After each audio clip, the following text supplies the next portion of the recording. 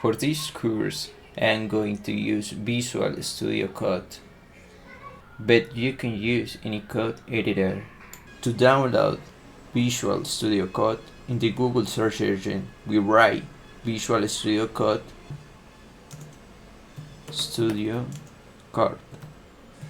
We enter this website.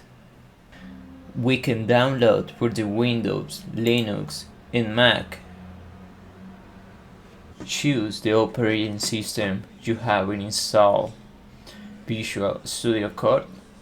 At the time of installation is easy installation. On then hit the button next, and so they install it. If you want to create your own apps or web pages or websites, keep watching my videos that I will teach you.